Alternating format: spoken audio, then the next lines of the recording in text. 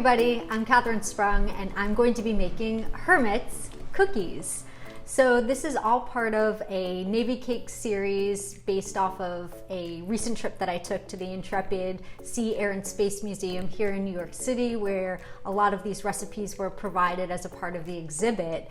And we have Hermits today, which is a really old recipe from the late 1800s that's kind of adapted over time based on region, primarily in the Northeast region, and by households. So when I was introduced to this particular recipe, it was pretty different from the one that I was more used to and accustomed to. So we're actually going to do a two-part series here for the Hermits. We're going to do the traditional recipe from the Intrepid, and then we're going to do a recipe that is a little bit more well-known, I think, of when people think of Hermits. Also, the name is a whole thing, where that name came from. There's a couple different origin stories there. Some say it's as easy as thinking of a hermit's robe, based off of the ones that are more commonly thought of, like myself thought of, which kind of come as more of like a big long bar when you're making it, and you cut it up into slices so that they kind of resemble somewhat of like a fig Newton meets a biscotti type of a shape, versus the ones that we're going to be making for this video, which are more cookie-like and lighter in color. So you'll see the different variations, but we're just going to jump right into the Navy Cakes edition of their Hermit. So we're going to start by creaming together our shortening. So I have here our 76 grams of shortening, and if you've seen these videos, you know that I am a fan of a scale, precise measurements. This recipe has also been scaled down quite a bit because, of course, the sailors there had to feed a lot more people, so this is more manageable so that you could eat these for yourself, or share a little bit here and there. So I have 76 grams going into our mixing bowl fitted with a paddle attachment. We're going to also add our sugar, just white granulated sugar. I have 113 grams here, so that's going in. And then we're just going to lock this into place.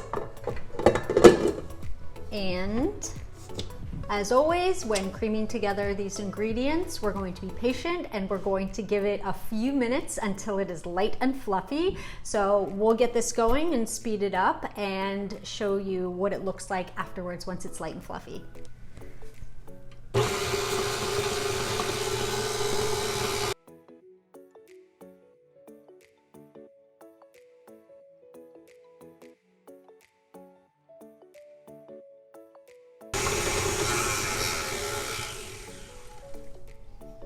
Okay, so we're good, light and fluffy, excellent.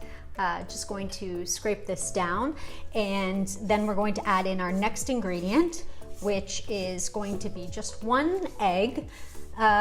Sometimes the recipes don't include exact direction on certain things. So sometimes it'll just say an egg. Typically when I'm making cookies or batters like this, cakes and things like that, I always use room temperature. So I just went with my gut. We're doing room temperature. It certainly will not do you any harm, if not any additional good. So 1 room temperature egg going in.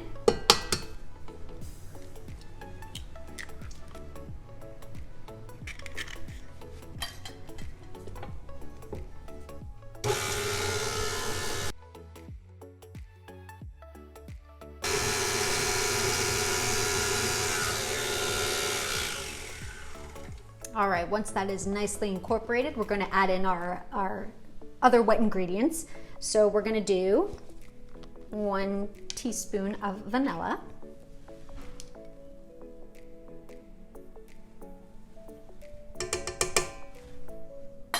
All right, and then we're going to do, so we have a 1/4 teaspoon of baking soda that is dissolved into warm water. So I have 10 grams of this water with the 1/4 teaspoon of the baking soda. Let's just give it one more little stir there for good luck.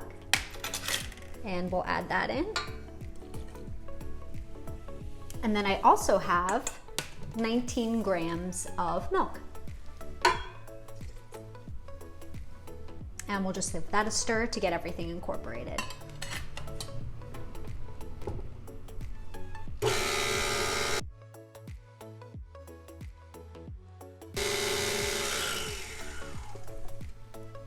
All right, I'm just going to go ahead, scrape down our sides again.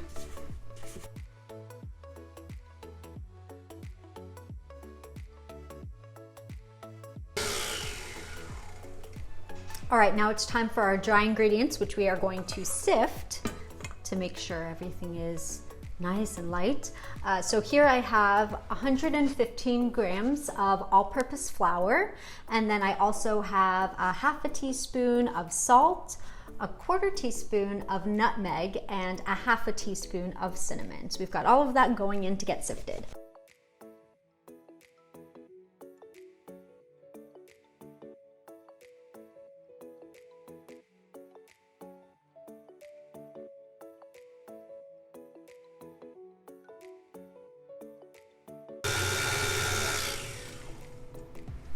Okay, so we have all of our ingredients incorporated. We're ready for our final touch here. So we have some raisins, and it calls for chopped nuts. It does not specify, but I went ahead and took the liberty to just assume, let's do walnuts. So I have 77 grams of raisins, and I have 57 grams of the chopped walnuts, just going in just to incorporate.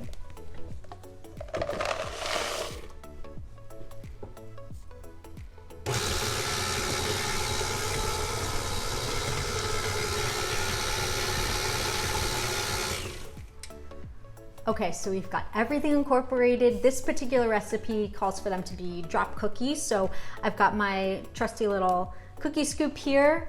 We're going to get our baking pan with a silicone mat. If you do not have a silicone mat, some parchment paper will be absolutely perfect. So we'll go ahead and just scoop these out. They are not meant to spread out tremendously, but just to be safe, we'll make sure we give enough space in between each cookie.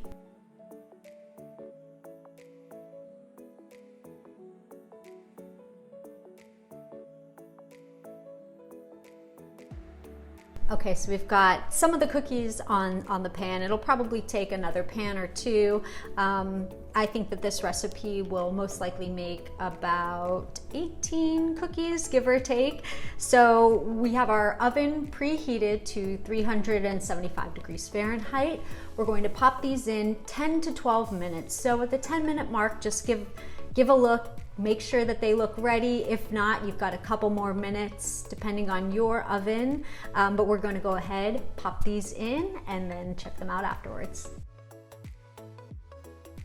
Okay, so our Hermit cookies are out of the oven, and as you can see, they look more like a traditional cookie. They are golden brown on the outside. The texture of them is really soft and really pleasant, and they're not too sweet. And then with those raisins and nuts in there, you almost get like a healthy vibe going on. I think that in stories past, a lot of times you would hear of these being cookies that were given to kids because you could hide a lot of those healthier ingredients inside, so you felt like they were getting some of those nutrients from the raisins and the nuts. But these are really, really lovely cookies, super easy to make. And now we're going to jump into our other part of our Hermits recipe from a more traditional sense of what people might think of when they think of Hermits. So we'll go ahead and jump into that version.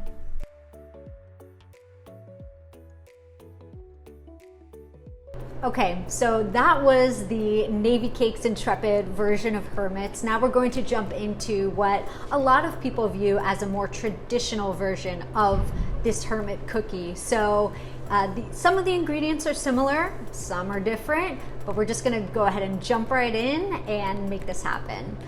So in my mixing bowl with a paddle attachment, I have 93 grams of shortening, and I have 217 grams of white granulated sugar.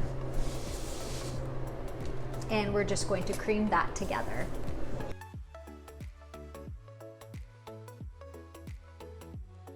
All right, our mixture is light and fluffy. We're going to add in 1 room temperature egg.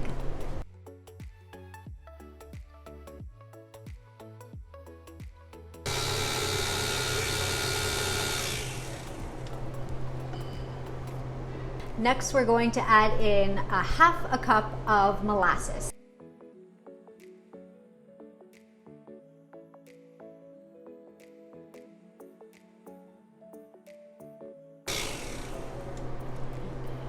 Then I have a half a cup of warm coffee, any coffee you like, with a teaspoon of baking soda dissolved into that. We're just gonna add that right in.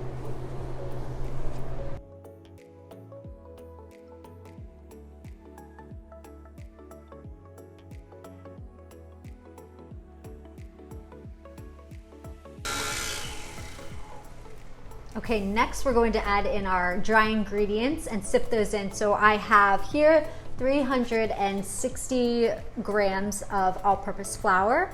I have a half a teaspoon of salt, 1 teaspoon of cinnamon, and 1 teaspoon of cloves.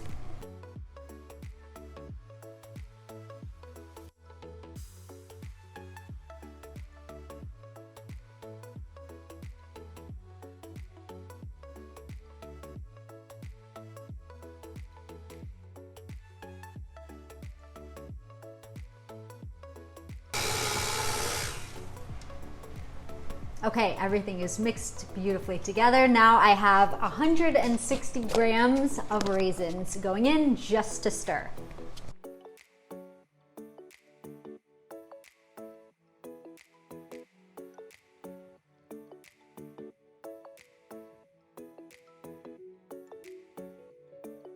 Okay, so our mixture is ready, and unlike the other cookies, which were drop cookies, this one is going to be kind of created into logs, for the best kind of analogy of that, and you'll need a couple different baking sheets for that, but we'll go ahead and get that on.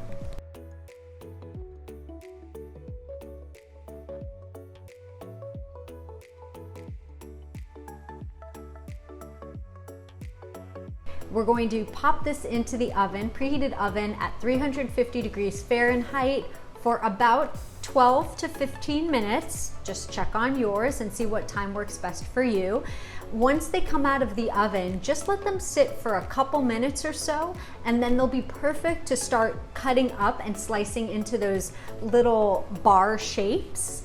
Then let it rest to cool completely. So you're just going to break that process up just so that the dough is still soft enough for you to cut into so the cookies don't break apart and crumble, but then you allow them to set more and cool completely. But now at least you have the 2 variations. You can make them both, see which ones you enjoy the most, and hope you enjoyed the video. Hope you enjoy the recipes, whichever you choose to make, and I'll catch you guys next time.